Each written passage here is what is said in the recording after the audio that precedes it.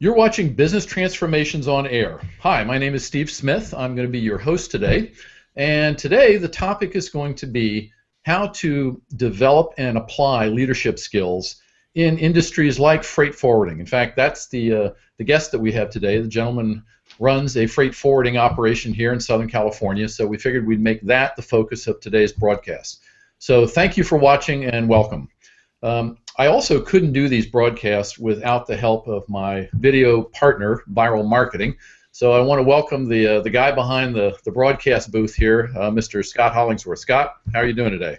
Doing great, and I just want to point out to everybody that's watching, we have a live Q&A app open, so if you have any questions for Bruce or Steve throughout the entire Hangout today, just submit them there, and we'll make sure that they get answered live on air. Cool. All right.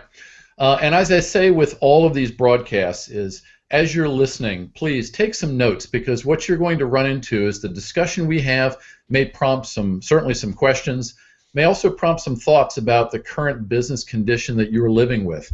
And if you've been looking for a change, you've been trying to figure out how to improve it, I'm going to invite you to go to our webpage where this replay will be posted, and learn a little more information about my company and how I help clients like Bruce, like the gentleman I'm getting ready to introduce, do what they're able to do in their business.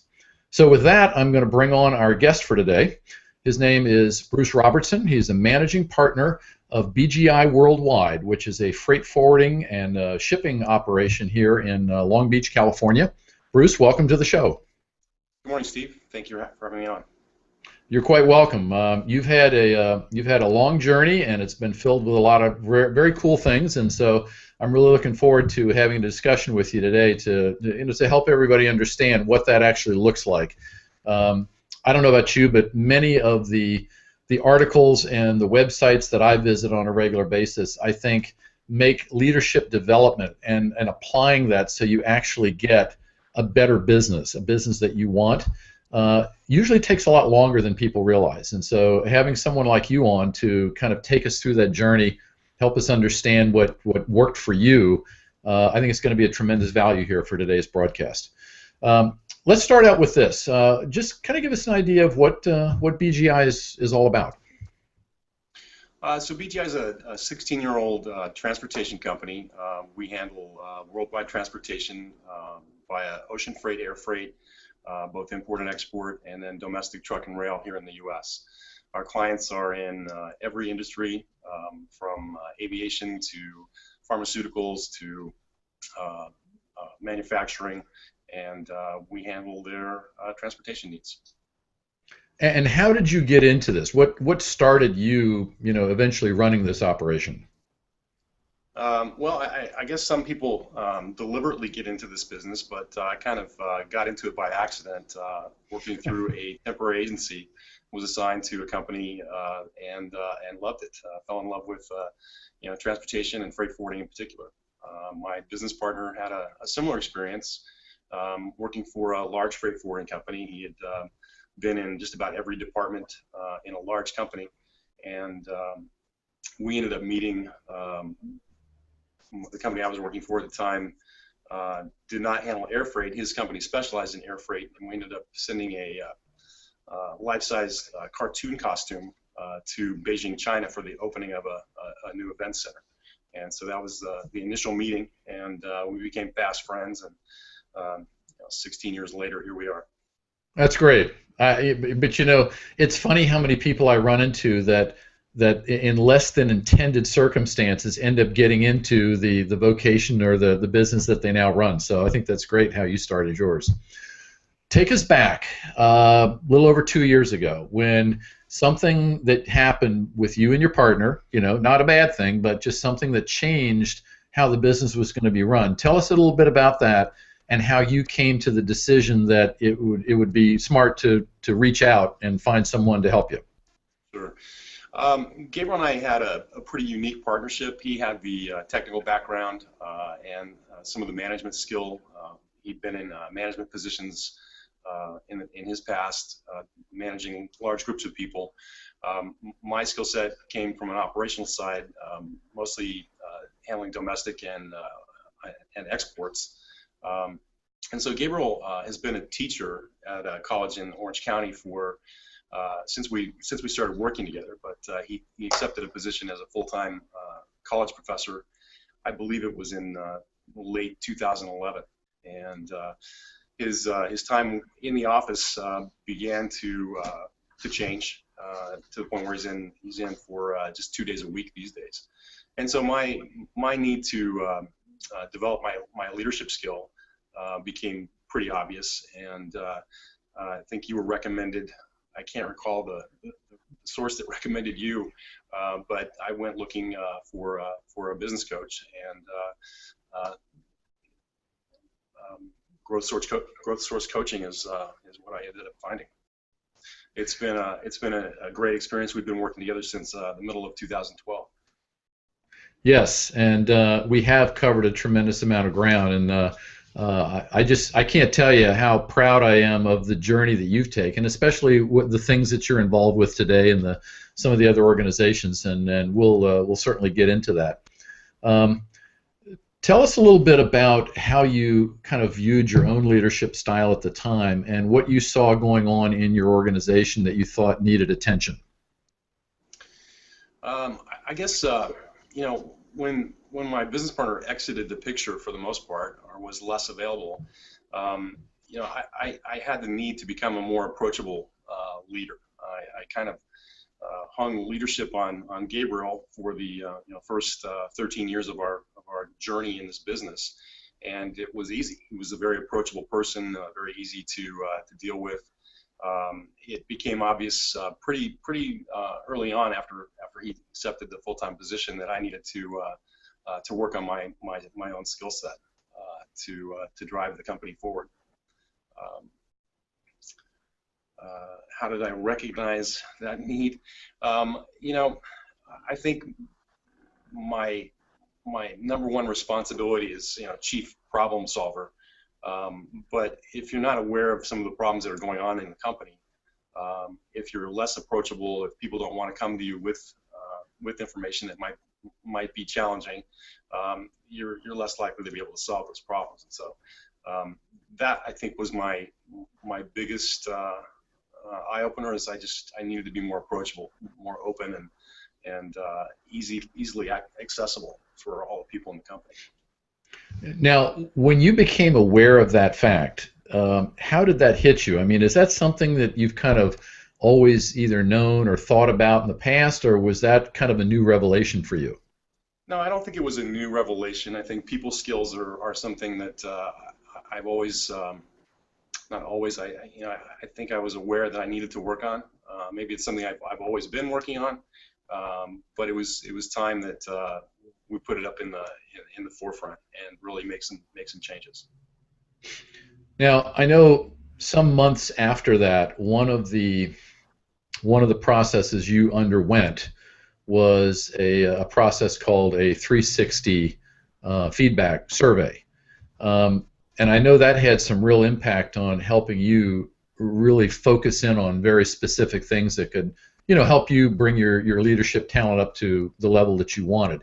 Can you tell us a little bit about that experience? Sure. I think that was a really important exercise. In fact, I think you were even part of the feedback group. So there were 10 people in the company and 10 people outside the company that I know very well. Excuse me. And feedback was solicited from that entire group. So about 20 respondents, in addition to my own self-evaluation, produced a report, quite a lengthy report. Not too much of it was surprising, but I think it was important to know how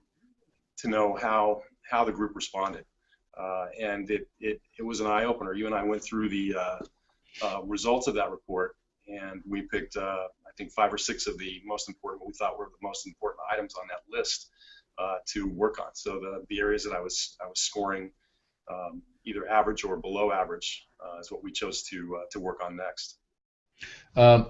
Can you share with us maybe one of those attributes and how you actually went about trying to incorporate some improvements in that so you could get, so you could get the results you were looking for? I think one of the most important things on this list is setting clear and measurable goals, and we've employed a system that helps us do that. We've got 4 teams in our company now. We call them Vital Factor teams that meet monthly to discuss the current situation with the company, our performance, and we go over a dashboard that you and I set up early on in our relationship that measures the company performance, individual performance throughout the company. So everyone in the company, there are about 30 people in the company now, everyone plays a part or is a part of a Vital Factor team. And I think we've really, we've always had the vision, setting clear and measurable goals, but also the vision for the company, but I think we never really documented it. We talked about it a lot, but I think documenting our path forward was important, and everyone knows where we're headed and what we want from the company. Well, I know one of the things that you had shared with me early on was that all of your people in whatever area of the business they were in were all, they were pretty much up to their eyeballs in terms of the responsibilities they had, the other things that would come in. So they were working constantly. And in those kind of environments, sometimes it's not easy to get people to devote time to get engaged in these kinds of teams and provide the feedback and feel like they have some say in kind of what's going on. So when you started implementing that, what kind of response did you get from the folks that were working for you? Very positive response for the most part. There were a few people that we got a little bit of pushback from, but we've got a pretty unique company, and you're right, everyone is working at capacity for the most part. And so having this additional thing that they're committed to, this monthly meeting and the kind of a goals and controls tool was challenging for some, but the buy-in was quite good for the most part. And our company's pretty unique in that each desk handles individual files. We're not compartmentalized, and so somebody handles booking, somebody handles operations, somebody handles billing. Each operations person handles a file from A to Z, and so it's quite a process. But it's adding this meeting, the Vital Factor teams has been good. In fact, we've had the main team in place since March of last year, and we just rolled out the additional teams. I think we're coming up on our 3rd meeting with the entire group. I also know that just by virtue of how you like to operate and the fact that you're very knowledgeable about the inner workings of BGI, and especially your whole online system of getting quotes and things like that, you tend to be a real hands-on kind of person. And that led us to a discussion about developing roles and responsibilities in your organization so that you wouldn't feel the necessity to be getting into everything that was there and could count on people in various areas of the company to do their part. Can you tell us a little bit about how that development went and what you've seen as a result of that? Sure. I've got probably 7 or 8 direct reports, and that was one of the first things that you and I worked on is to develop clear roles and responsibilities for each one of those individuals. So having clear expectations, and we fill out a form that you provided. It was a roles and responsibilities page. So each direct report, along with myself, filled out a form, and we collaborated to create roles and responsibilities for each of those individuals. And it's been a great tool. It was probably, the thing that we had prior to that was really sort of a job description, right, which is what we use for recruiting. But as the person comes on board, things change a little bit, and it was really important to define their roles. So, if you don't mind me jumping in here, Steve, what are some of the ways that you hold them accountable for the new defined roles that you have for them? Well, the system that we use is really the accountability factor, and that's the dashboard that we use. We call it Vital Factors Dashboard, and this comes out in the monthly meetings. We measure everything for each of those direct reports or everybody in the Vital Factor teams. So we measure everything from top line revenue, how the company's trending in sales, new accounts onboarded, close ratios for new business that we're quoting, profit margins, file counts. That's really, the system really is the accountability factor itself. Have you seen, with going through these things each month and getting your various teams involved in that discussion, have you seen a level of accountability improvement amongst folks that are in charge of those various areas and conducting their individual responsibilities? Yes, we have, and it goes along with our goals and controls, and the goals are definitely tied into the Vital Factor dashboard, and we can set clear and measurable goals, or SMART goals, if you will, that impact that dashboard or the numbers. So one of the other things that we had talked about, and I think this came about because when you're out traveling and you're meeting customers, you have a way of being able to develop a rapport and a relationship, and you're the head guy. So once the customer meets you, they're more apt to take that next step in terms of figuring out how to do business with you. That kind of led to the discussion of how much time are you spending outside your organization, networking, visiting other places, just kind of getting a feel for what's going on outside the four walls of BGI. Can you tell us how that's gone? Because I know that was a little bit of a behavior change for you, and it took a little time to get comfortable finding these organizations or these events, and then being willing to go out and do that. Yeah, that's, I think, one of the most important things to come out of the relationship that I have with Growth Source Coaching was really, working outside the company, or instead of, working on the business rather than, the day-to-day working in the business. And so we have, as a team, not just myself, but as a team, we've been out more often, attending more networking functions, joining particular groups to network with other business owners or business leaders, and working with clients. I've definitely been on more sales calls with our sales staff in the last 2 years than I had in the previous 13 or 14. So yeah, you're right. It was a behavior change for me, and it should be a slam dunk meeting with the owner himself, right? Not so much, but it probably lends some credibility to the situation. I think the managers in my company would agree that the hands-on leadership from the owners, the day-to-day, they're always at the helm. We're interested in everything that the company's doing. I think is one of the most important things. I think the customers feel a little bit more comfortable. Most of our top customers have my cell phone number and can reach me anytime. And I think that's an important piece for us.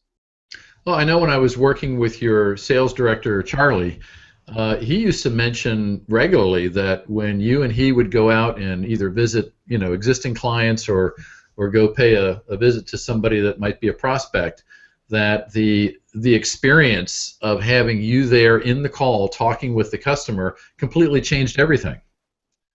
Yeah, and it changed for me too. Having the perspective, having that one-on-one with the customer was important, really, to identify what was most important to them.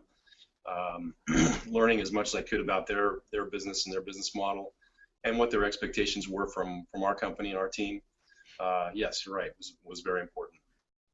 And I know just about 3 months ago, maybe a little less, you joined Vistage, which is a nationally recognized organization. It's certainly very well known here in Southern California. How's that helped? Yeah, I've got my third meeting with Vistage coming up. Mike Miller is the lead for my group. There are 15 other business owners, presidents, and CEOs that are in this group, and they're all based in Southern California. A wide variety of companies, from telecom to two-way radios to shore, trenching, I think financing. So a big variety of companies. Having the perspective, the perspective of those different business owners is really unique. And the other great thing about Vistage is that they have guest speakers that come in, I think 8 times per year. So we meet monthly, first Thursday of every month, and it's a pretty unique situation. So I'm coming up on my 3rd meeting with this group, and yeah, I'm excited to be a part of it. Cool. Well, I'm glad. I am very glad that you joined that, because I think in terms of the progression that I've seen, and certainly the journey we've worked on, that was the exact next place that you could get some real leadership and development benefit from. So I'm glad you joined those folks. Yeah, thanks. It's nice to to talk about new leadership skills and techniques and things like that, and actually start putting plans together. But what I typically find, from all the years that I've been doing this, is when you start asking the organization to change and to start, basically producing results under kind of a new set of rules, that's where things either tend to slow down or start getting a little dicey. One of the processes we went through was actually process mapping.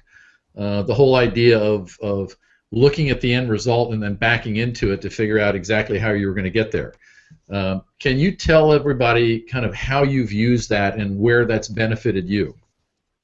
Sure. While we're not at the whiteboard actually doing the process mapping every single time, I think that we use it frequently in just about everything we do. Any decision making that we're involved in, or just about any situation that needs a solution, beginning with the end in mind and kind of working backwards to define the process has helped. I think it flows in any type of communication, in any type of process.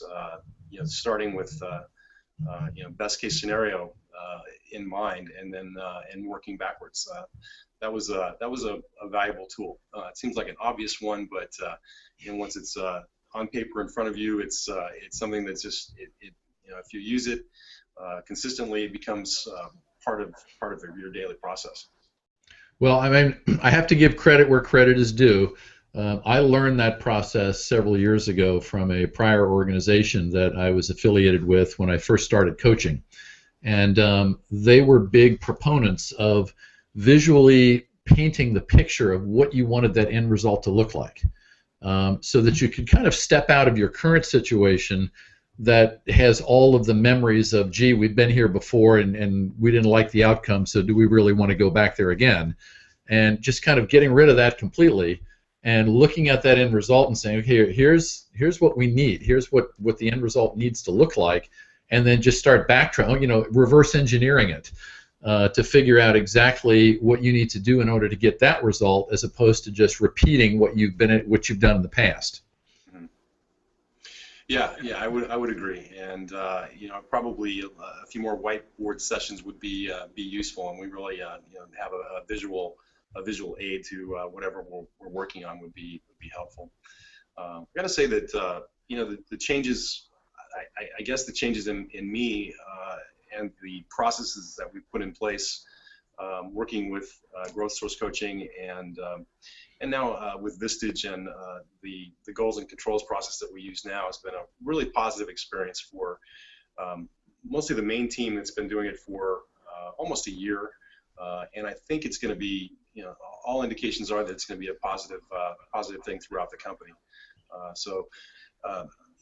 I'm on my way. I think I still have some room to grow in terms of my leadership skill, but it's a journey, right? It's never ending. Well, you're right. It is a journey, and I think people that would say that they've gotten there, they've made it work for them, are the one. If you're really honest with you, they're going to tell you it is an ongoing process. You're always refining. You're always learning new things. But I think the one thing that I've seen, outside looking in for you, is just the awareness factor. The fact that you're willing, and it is a choice. You're willing to actually observe the characteristics of the folks around you and how your interactions play out in their activities and things like that, that's huge, because if you're not willing to look at that and kind of get that feedback and internalize it and do something with it, then all of this is a big waste. Yeah, yeah, bingo. And you nailed it. Feedback, again, back to the 360-degree feedback. I think that's an extremely valuable process to go through, and I would recommend it for anybody in a similar role. Yeah, I would agree. I'm actually working with a company here locally, going through the same process, and it has been an eye-opener, not only for the individual, the person receiving the feedback, but actually the other people involved in it.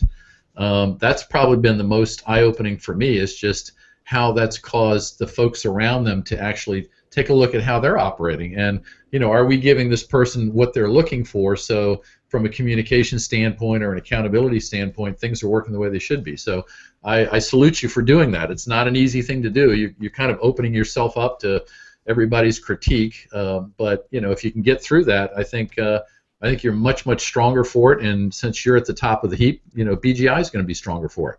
Yeah, it's an opportunity for people to maybe take some jabs here and there, but I don't think that that's what I felt at all. I think that everybody appreciated the fact that we were trying to grow, and I'm not the only person in my company that's been through this process, and I think we'll probably send more. I think that the people around me and the other person that went through that process knew that it was an improvement process, and I think they really appreciated the fact that we were looking to grow. Now I know, starting this year, that you set some very big, hairy, audacious goals for the growth of BGI going forward. What part of those can you share with us, and how do you feel about all of the things that you've learned and put into practice in terms of getting you there? Mm-hmm. Yeah, the results are performance results from 2014 over 2013 were very, very good, and we have some very good momentum in our 16th year in business. So we're actually looking for a 40% growth, and it's not an arbitrary number.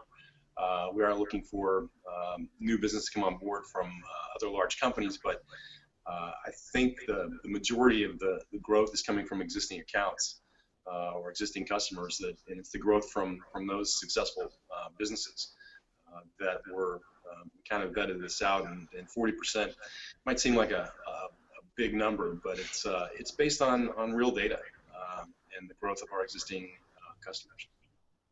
Well, it just so happens this morning I was doing a little research for another client, and I ran across an article that was talking about that very thing, that so many businesses today pour tons of money and time and focus into scouring the market around them for new business, that they virtually neglect the client base that they've already earned. And if you're just willing to go back and look at that to figure out where there's opportunities to do more business with the people that already know you, it's actually a faster, cheaper method of building your business than the alternative. Sure. Yeah, and I think the relationships with our existing customers have paid off.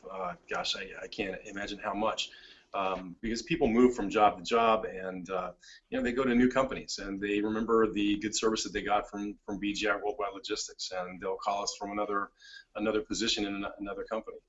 And so the growth, the organic growth from that sort of situation has really helped our company grow.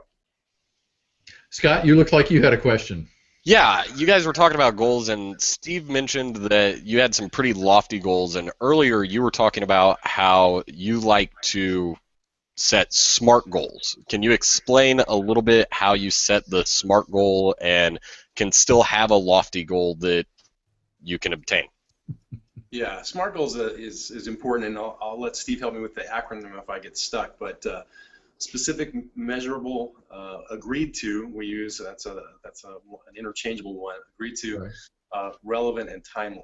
And some of in our vital factor teams, we keep a SMART goals sheet up on the wall so everybody knows exactly. Actually, it's in everybody's binder. Because if you can't measure it, how do you know you can achieve it? Or how it has been achieved. So it's an important part of our goals and controls process. You know, Scott, that was a really good question because I'll tell you, once you incorporate SMART goal development into the things that you want to accomplish, what you start to realize is goals before that might have scared you off. And certainly, you know, when I heard Bruce tell me, you know, we're setting a 40% growth goal, I'm thinking, oh man. But you know, once you dive into that and you start using those, the acronym, the, you know, the S.M.A.R.T approach, sometimes those big numbers don't appear to be that unrealistic. Right. And I think that's the important element of it is just throwing numbers on the wall and saying, okay, that's what we're going for, without actually diving into them and figuring out how to gain the agreement from the people that are going to be a part of helping that goal come about, setting time frames, coming up with ways to measure your progress along the way, and certainly being specific enough about what that goal actually means. You know, if you hit it, do you know it? Can you see it coming? Once you incorporate those things into goal setting, some of the things that people would normally shy away from don't seem that unrealistic anymore. Right. And that's kind of what I wanted to get across, and I'm glad that you explained it the way that you did, Bruce, was because I think that when a lot of people hear SMART goals, they think, well, I'm going to set a low goal that I know I can obtain. But you can still set the lofty goal if you can do all those aspects of this SMART goal setting. Mm-hmm.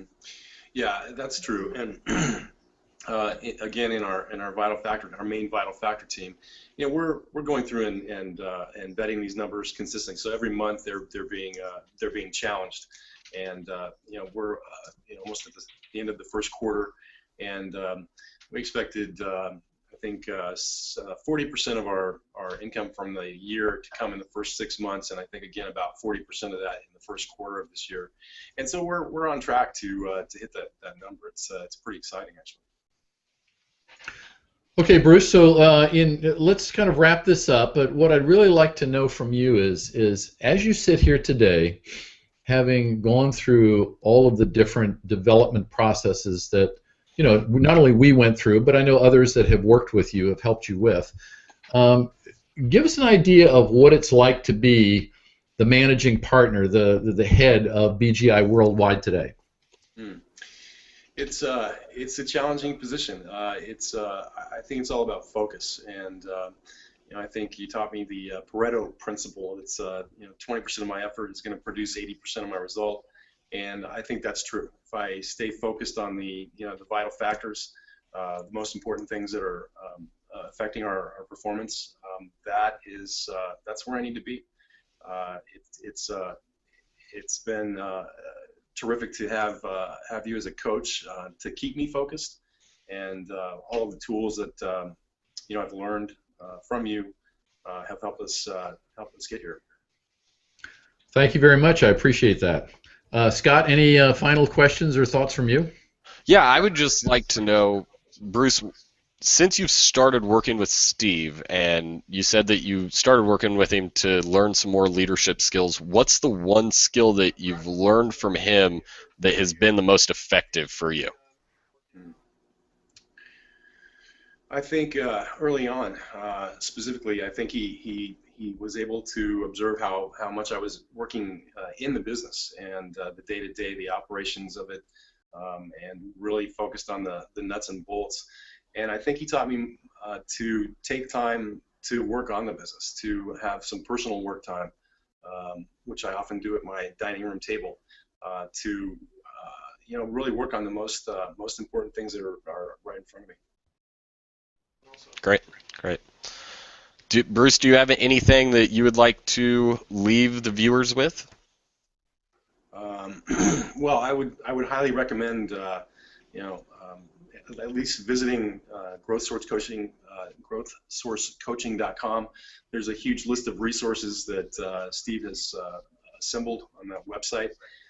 If you don't have an opportunity to work with Steve directly, do check out his website. It's a great place for resources and tools. Okay, Scott, thank you again for hosting today. I always appreciate working with you guys. I think you do a great job with this whole thing, and certainly I couldn't pull this off if it weren't for your support. So I want to thank you. And for folks that are looking at this, if you have a business, especially a B2B style business, and live video marketing is something that could really help you reach out and build better relationships and certainly get better visibility with your own client base. Check these guys out. They're great to work with. They've really perfected a process that makes it easy for me and allows me to spend most of my time working with clients like Bruce and focusing on the important stuff to us, not having to learn how to video market. So I would definitely check them out. They're good folks to work with. Bruce, thank you again for being a part of the program. I really enjoyed this chat. I'm glad that so many things are working well for you, and I encourage you to just keep these principles close to the vest, because I know that when we get together a year from now, I'll be hearing about how you got to 40% increase in your business, which I think will be astonishing. So yeah, I know you'll be checking up, Steve. Yeah, I'm really glad for that. I'm glad you guys are setting the bar high and you're going for it. So thanks for being on today.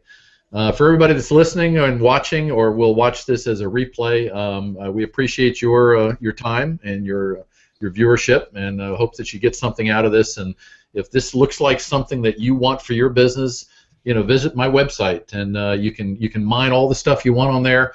If you'd like a consultation, I offer those at no charge, and you can call me directly. We can set that up. So thanks again, and thank you guys. Appreciate it. Yes, thank you. Steve. All right, take care. We'll talk to you next month.